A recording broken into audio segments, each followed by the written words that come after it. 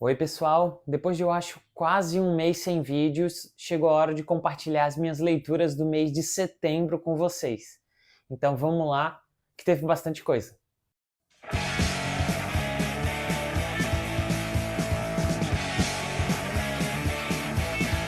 Galera, que mês longo foi esse mês de setembro aqui para mim.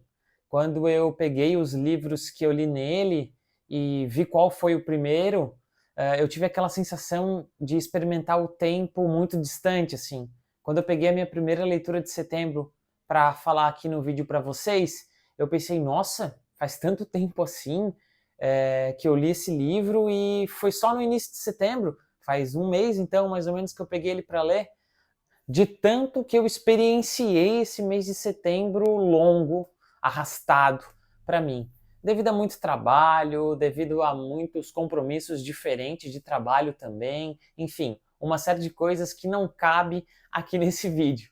Para quem está chegando agora, eu sou o Emanuel, esse daqui é o Sebo Velho, local onde eu compartilho por vídeo as minhas experiências literárias com vocês.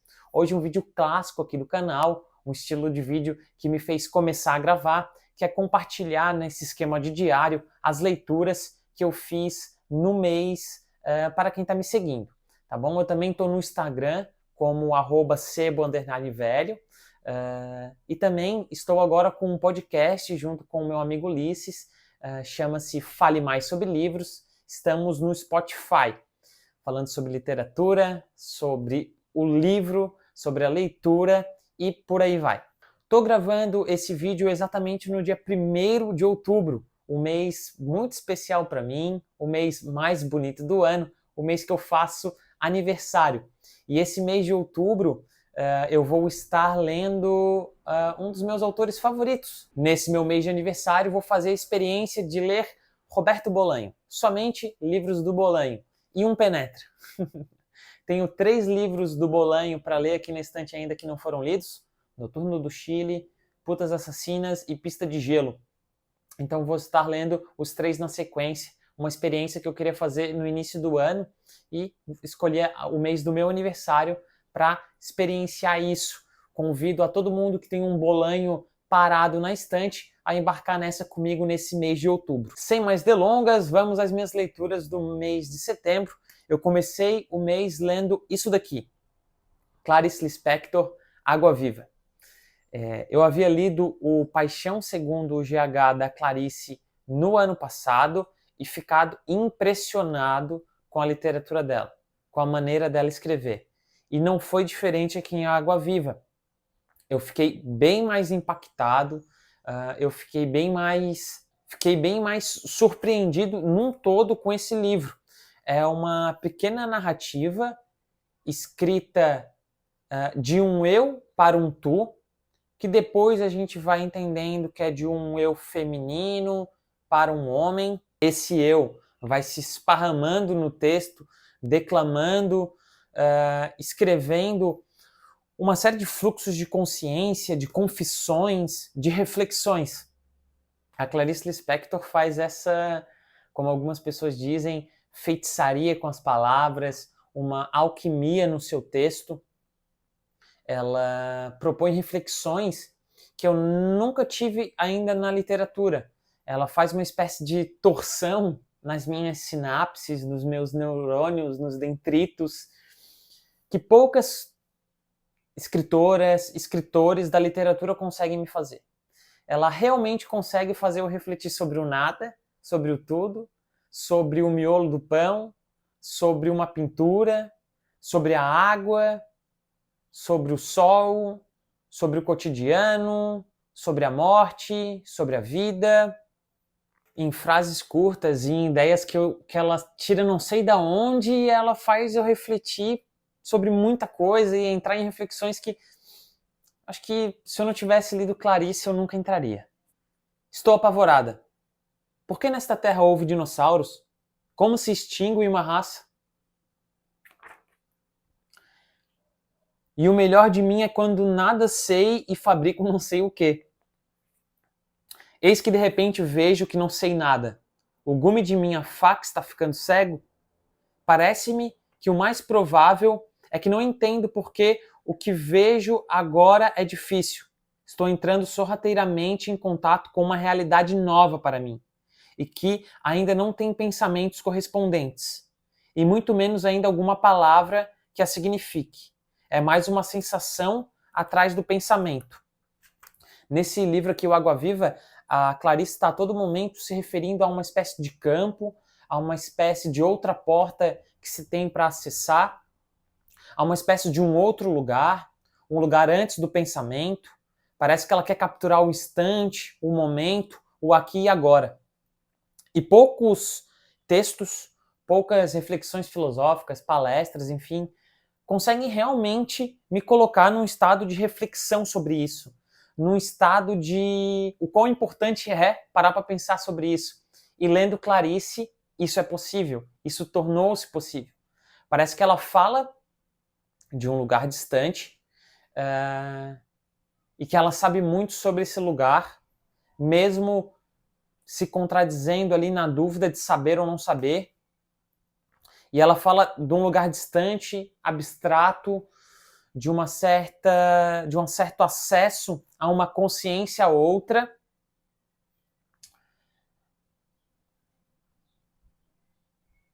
Que seria muito importante a gente conhecer, mas a gente não consegue acessar, e me parece que ela acessa. Me parece que ela está a todo momento com o pé lá e metade aqui. Metade lá nesse outro lugar, nessa outra consciência. Agora vou escrever ao correr da mão. Não mexo no que ela escrever. Esse é um modo de não haver defasagem entre o instante e eu. Age no âmago do próprio instante. Aqui ela falando um pouco sobre a experiência de escrever esse livro aqui. E tem um outro momento que ela meio que dá uma instrução ao leitor, me parece aqui. O que eu te digo deve ser lido rapidamente, como quando se olha. Não sei captar o que existe senão vivendo aqui, cada coisa que surgir. Um livro para ser lido e relido.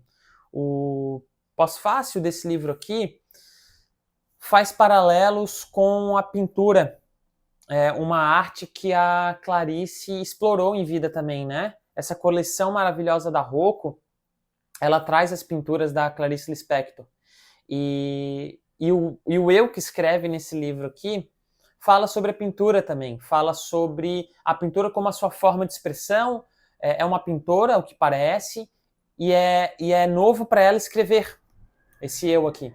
Esse eu, pintora, se vê obrigada, não como se ela conseguisse ser obrigada por algo ou alguém, mas ela vê essa necessidade de escrever para esse tu. Escrever sobre um tanto de coisas que ela escreve nesse livro curtinho. E um dos paralelos do pós-fácil é essa conexão entre ler Água Viva como se fosse olhar para uma tela, para uma pintura, assim. Tem uma chave de leitura super interessante aqui no pós-fácil desse livro, que eu acho que ajuda bastante a dar um contorno para quem for ler. Principalmente para quem for ler numa primeira sentada e sentir dificuldades. Eu li ele todo primeiro, sem recorrer ao pós-fácil. Depois de um tempo, depois de ter emprestado o livro, eu fui ler. E achei muito legal. Mas a leitura de supetão também, de só pegar e ler, é muito divertida também. Essa eu verborrágica que fala e reflete sobre um tanto de coisa e te coloca nessa condição também filosofal, ela é incrível, assim, ela chega a ser engraçada em alguns momentos, ela parece ser exagerada em outros, ela parece ser muito sincera em outros e em outros nem tanto. É algo muito único, assim, que eu nunca havia lido, repito para vocês, né? Em alguns momentos ela interrompe esse fluxo e diz assim, deixa eu morrer um pouquinho, algo do tipo. Depois fala assim, pronto, voltei. É um monólogo ininterrupto esse livro aqui, tá? Começa e vai até o final.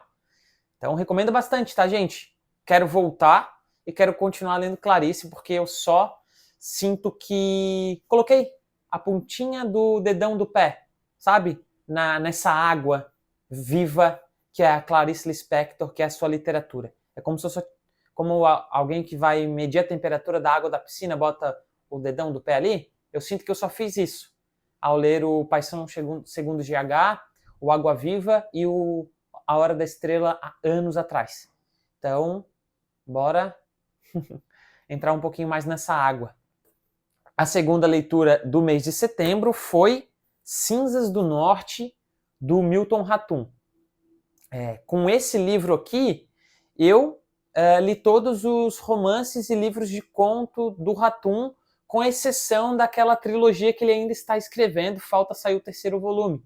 Então fiquei muito feliz. O Cinzas do Norte é um livro bem premiado do Ratum, e é o livro mais grossinho dele, desses outros livros que ele já tem publicado, né? Até também é mais grossinho que os volumes separados da trilogia. Eu que estou esperando a trilogia terminar para ler tudo de uma vez só. Mas em Cinzas do Norte teremos a história de dois amigos. É uma história de amizade, Cinzas do Norte. Tem um rapaz que é órfão em Manaus e ele torna-se amigo de um outro rapaz que é filho de uma espécie de coronel da cidade, um cara rico. E esse rapaz, filho do cara rico lá, que simpatiza com o pessoal da ditadura militar, esse rapaz ele é pintor. Vejam só aí o link com a história da pintura da Água Viva, né? Esse rapaz ele é pintor, ele é muito ligado às questões artísticas e tal. E a gente vai conhecendo a história desse rapaz, né, do Mundo, que é o nome dele, a partir da ótica desse primeiro menino, que é órfão de pai e mãe, mora com os tios.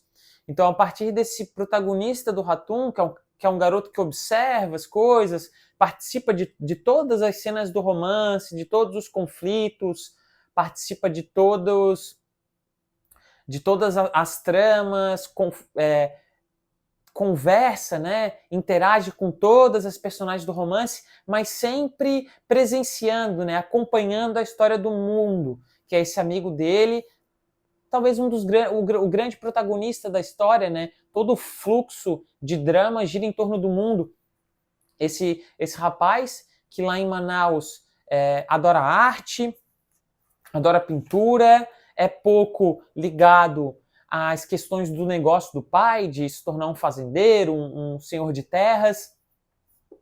Vincula-se a algumas pessoas mais marginais ali de Manaus. E a partir disso vai se desenrolando o conflito de toda a trama, né? O pai que não aceita muito bem os gostos do filho, a mãe que protege bem esse filho, esse amigo que está ali, né? Acompanhando tudo, vez ou outra ele se posiciona para um lado, se posiciona para o outro, ele tem as suas opiniões sobre o amigo e sobre o pai do amigo também. É um romance que traz as características de muitos romances do Milton Ratum, histórias familiares, conflito entre família, então aqui um conflito entre um pai e um filho.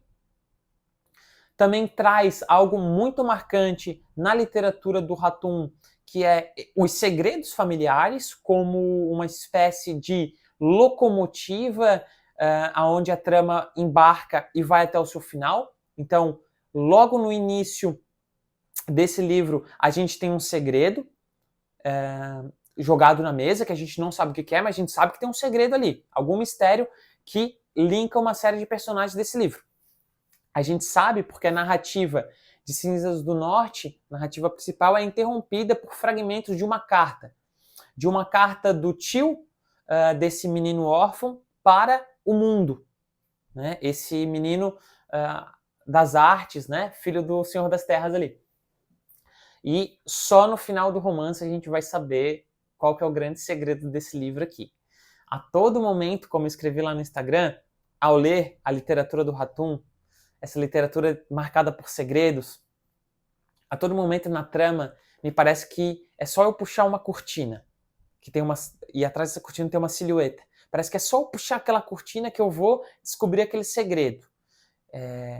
Às vezes eu até tento adivinhar, é isso daqui, é aquilo outro. Mas é só no final do romance que essa cortina cai e a verdadeira pessoa daquela silhueta se revela por completo. Não, o verdadeiro segredo se revela por completo. Uma coisa que eu gosto de marcar na literatura do Hatoum, pelo que eu pude perceber até agora, é essa questão desses segredos familiares, dessas histórias de família muito embrincadas, assim, o quanto isso tem importância nas vidas e o quanto essas histórias de família dão conta de ser um grande drama, dão conta de ser um grande romance literário. E eu acho que ele faz isso muito bem. Os grandes romances dele, vai lá, Dois Irmãos, Relato de um Certo Oriente, alguns contos, tem essa questão dos segredos familiares, tem essa questão de conflitos familiares muito bem demonstrada, explorada ali nesses livros. E eu acho que ele faz isso muito bem. É algo que eu não costumo ver tanto na literatura contemporânea. Vejo muito personagens e as suas famílias meio que um plano de fundo. E aqui no Hatoum não, a família é o todo do romance, digamos assim, né? E uma outra coisa que fica bem marcado no Cinzas do Norte também é a mudança da cidade de Manaus, que é um outro tema que o Hatoum gosta bastante. Vem crescendo a vontade de fazer um vídeo sobre o Hatoum, tudo que eu gosto dele, tudo como eu encontrei a literatura dele. Já me pediram isso. Recentemente, a Biazinha, uma seguidora do Sebo Velho lá no Instagram, disse que se interessaria muito em ver o que eu tenho para falar sobre isso. E agora que eu terminei os Cinzas do Norte, tenho só a série do Hatoum em aberto para ler, eu me sinto mais à vontade para comentar sobre os livros dele. Então, quem sabe vem aí. Terceira leitura do mês de setembro, seguindo o pique da literatura nacional, tá aqui, Miguel e os Demônios, do Lourenço Mutarelli.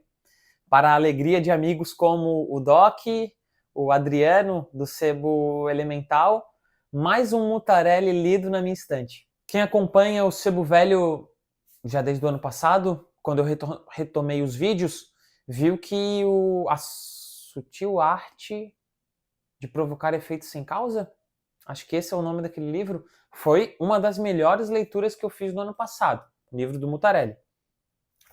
Miguel e os Demônios é um pouco mais singelo, porém é tão genial quanto um livro de tiro curto, um anti-romance policial, como está escrito aqui atrás pela Companhia das Letras, que faz a divulgação, que faz a edição desse livro aqui.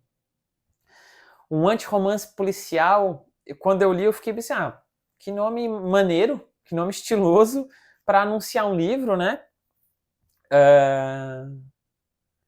Quero entender por que é um anti-romance policial. E quando eu concluí, eu entendi.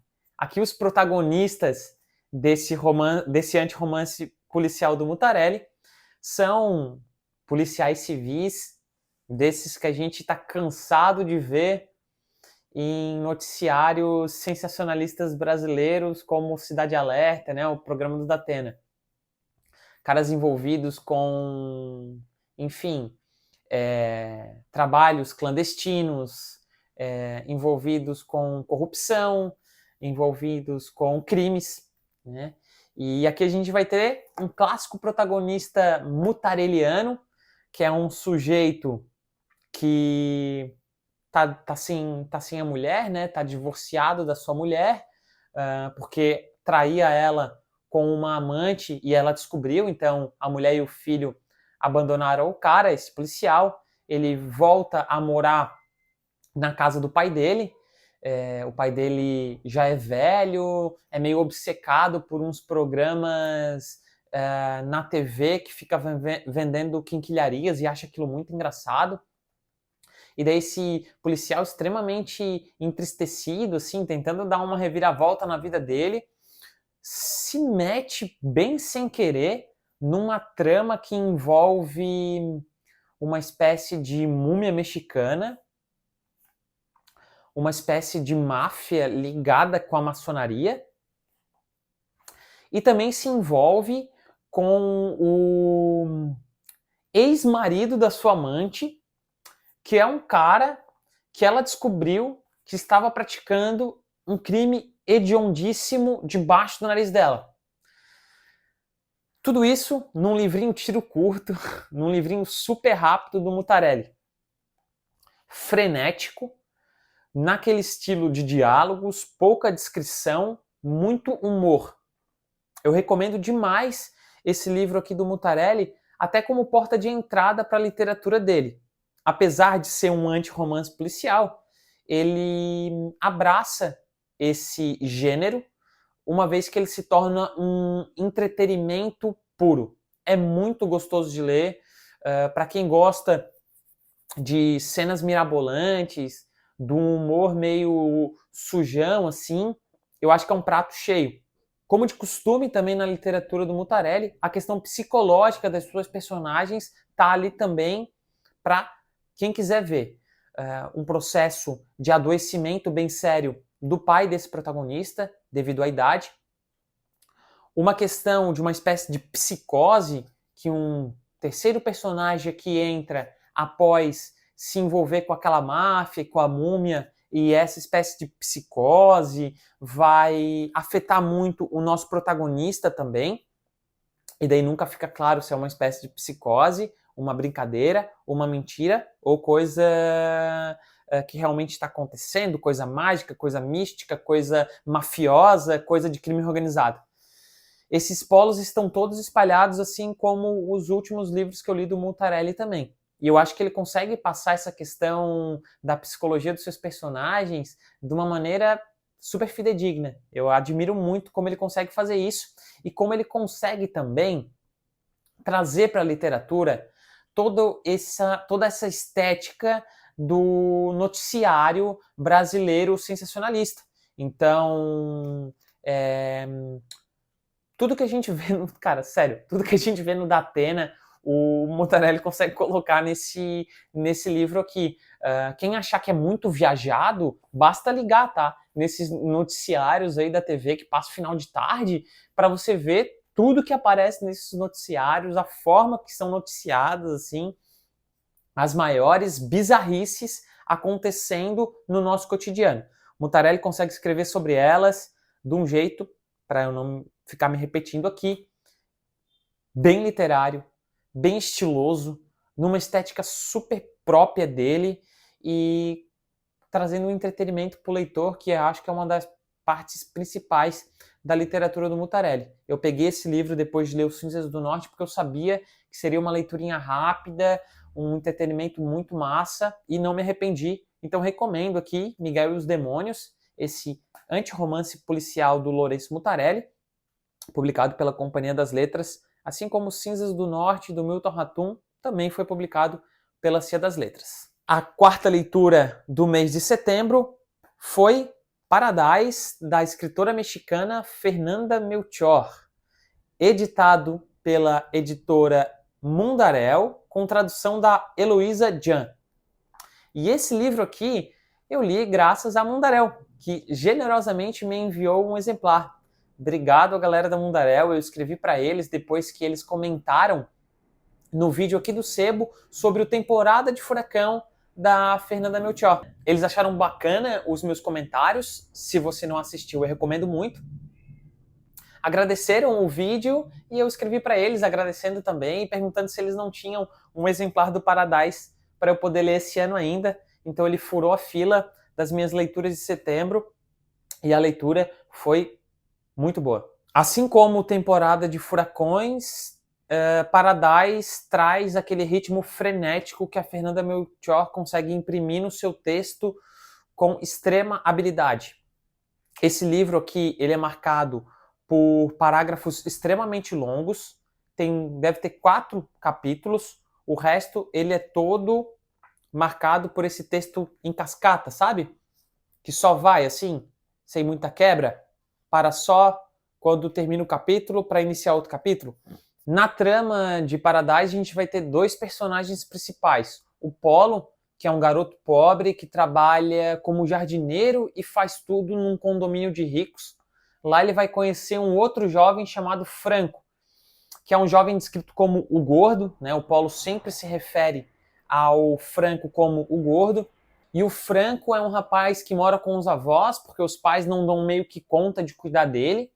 Ele é um garoto que já foi expulso da escola várias vezes e ele é obcecado pela vizinha, uma mulher já mais velha, que tem filhos, tem marido, e o Franco, ele é obcecado por ela, ele é obcecado por vídeos pornográficos também, e conforme ele vai conhecendo o Polo, ele vai falando para o Polo sobre essas suas obsessões, a vizinha, os seus pornôs, e vai aos poucos apresentando para o Polo toda essa sua obsessão pela vizinha. Do outro lado, o Polo dá risadas do Franco, acha ele um jovem escroto, maluco, que não se desenvolve, não busca encontrar um relacionamento, não busca fazer algo para encontrar uma namorada, fica lá só desejando a vizinha. E se aproveita um pouco do Franco, porque o Franco, como tem dinheiro, acaba comprando bebidas para eles tomar no final do expediente do Polo.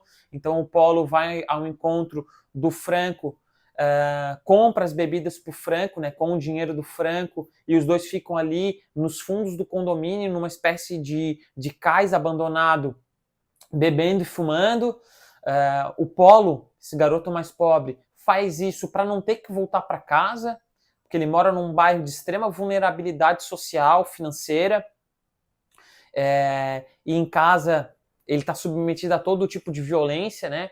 Mora com uma mãe, mora com uma prima que está grávida, que talvez o filho seja dele, talvez não, mora num ambiente comandado e vigiado pelo crime organizado, tem um primo que meio que sumiu por causa do crime organizado, tem todo um contexto de violência cercando o Polo.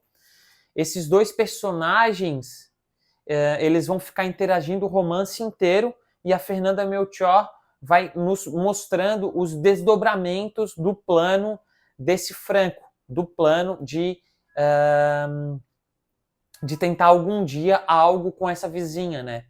A Fernanda Melchior, então, vai nos apresentando a realidade do Polo, e com bastante detalhes, uma vez que ela vai contar a história desse primo que sumiu por crime organizado, e a partir daí a gente vai entrar em contato com essa violência, que é o grande tema da literatura da Fernanda Melchior. Violência no linguajar, que as pessoas usam, violência de classe social, uma classe mais rica sobre uma classe mais vulnerável, violência na linguagem também. O Paradise aqui é uma referência a um episódio onde o Polo, ao ir trabalhar nesse condomínio de luxo, lê o nome do condomínio como Paradise, como se escreve em inglês, e reiteradamente o seu chefe, um dos piores chefes possíveis, fica ali, não, é Paradise, Paradise, né? E ele tenta reproduzindo essa pronúncia, assim. Então acho que a violência da Melchior está espalhada em todos os sentidos nesse livro. E ela faz isso de novo, assim como no Temporada de Furacões, de uma maneira super realista, super fidedigna, sem perder as qualidades literárias desse romance, sem perder em nenhum momento. As vozes masculinas aqui chegam aos ouvidos do leitor de uma maneira que você não consegue... Se a gente não soubesse que fosse escrito por uma mulher, a gente com certeza ia pensar que foi escrito por um homem. Extremamente, quando tá lá com o Polo, quando tá na realidade do primo do Polo, não é nada piegas, não é nada cafona, não é nada forçado, não é nada que destoa e tu fica pensando, nossa, esse diálogo nunca existiria. Bem pelo contrário. As cenas de violência, tanto as mais exploitation quanto as mais sutis, singelas, simbólicas, quase que invisíveis, tu consegue sentir isso quase na pele ao ler esse livro aqui. É impressionante a habilidade que a Fernanda tem de causar essas sensações no seu leitor. Para não me estender muito, talvez eu gostaria de fazer um vídeo só para esse livro aqui, porque a Fernanda Melchior entra, de fato, no hall de minhas escritoras favoritas, assim. Ela repete um pouco a forma do Temporada de Furacões, no sentido de, quando a gente começa a ler o Paradise, meio que o narrador já começa a falar, não tinha como eu suspeitar que aquilo ia acontecer. A gente meio que já começa sabendo que alguma M aconteceu nesse lance do Franco ficar ali obcecado pela vizinha. A gente já consegue saber que alguma coisa aconteceu. A gente vai saber só no final. Parecido com o corpo da bruxa morto lá no Temporada de Furacões. A gente já sabe o que acontece no começo, vai saber, vai ler o romance inteiro para entender a construção daquilo e saber de fato o que aconteceu. E isso instiga, né? Isso acho que faz com que a gente fique mais preso na narrativa. Então ela repete um pouco essa estrutura. E eu adoro, tá? Quando um escritor, uma escritora, repete uma estrutura e repete bem.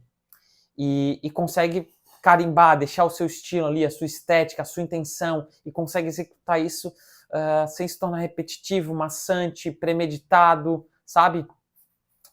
Alguns dos elogios que eu faço ao Murakami, por exemplo, é por ele conseguir imprimir uma fórmula dele ali para contar suas narrativas e aquilo ser bom para mim. Eu ainda gostar daquilo. Então eu pontuaria isso. Esse livro guarda algumas semelhanças do Temporada de Furacões, inclusive as semelhanças boas, né? Essa execução perfeita de um romance que te prende e faz com que tu não queira parar de ler. É bem frenético mesmo, então eu recomendo para vocês, tá? Paradise, da Fernanda Melchior. Saiu aqui pela Mundarel. Para finalizar esse vídeo, eu terminei o mês de setembro lendo a metade do Nostalgia, desse escritor romeno, o Mircea Cartarescu, acho que é assim que se pronuncia. Saiu pela Mundarel, tem a tradução do Fernando Clabin. Eu li metade dele agora em setembro, hoje é 1º de outubro, pretendo terminar a outra metade, enquanto começo a minha leitura de Bolanho, tá aqui o Penetra. Não vou comentar muito sobre ele, comentei lá no Sebo e reitero aqui no vídeo. Se você tem Nostalgia do Cartaresco aí na sua estante, puxa ele logo e leia, porque as duas primeiras partes desse livro, ele é separado numa espécie de contos. Os 2 primeiros são uma das melhores coisas que eu li nos últimos anos, gente. É muito bom. É bem carregado daquela espécie de pós-modernismo, principalmente no sentido do diálogo de metaliteratura e metaficção de um escritor falando sobre a sua própria obra, fazendo pausa na narrativa que a gente está lendo para falar sobre si, sobre ela. Mas não é só isso. Tem umas passagens aqui que parecem ser meio fantásticas. Enfim, estou ainda elaborando Nostalgia do Cartaresco, mas gostando bastante. Tá aqui. Só precisava pontuar que dediquei os últimos dias de setembro para iniciar esse livraço aqui. A Mundarel publicou agora o Solenoide, que é um calhamaço de 700 páginas desse autor, extremamente elogiado no mundão afora e chega aqui no Brasil. Tenho projetos para esse livro. Se a galera da Mundarel estiver me assistindo, aceitaria de bom grado um exemplar. Tenho projetos envolvendo inclusive o podcast com o Doc e espero pôr as mãos nesse calhamaço em breve. Cartaresco chegou para ficar aqui nesse sebo velho de vocês. Recomendo esse livro mesmo sem ter terminado ele, tá, gente? De tão bom que é o início. Então é isso, pessoal. Essas foram as minhas leituras do mês de setembro. Essa foi a minha pincelada sobre elas. Não consegui gravar vídeos no mês de setembro, postar novidades para vocês, mas pretendo talvez fazer aí o do Paradise em breve, quem sabe um do Milton Ratum, quem sabe um do Nostalgia. Essa foi uma pincelada breve das minhas leituras de setembro, espero que tenham gostado.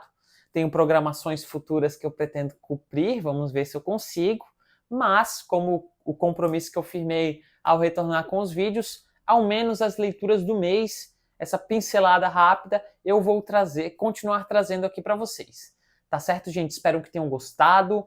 Sigam o Sebo Velho, deem uma conferida no podcast também, deixe o seu comentário aqui, deixe o seu like. E para esse mês de outubro, se tem um bolanho parado na estante, pega ele, vamos ler junto um pouco de bolanho e conversar lá no Instagram do Sebo sobre esse escritor que eu gosto muito.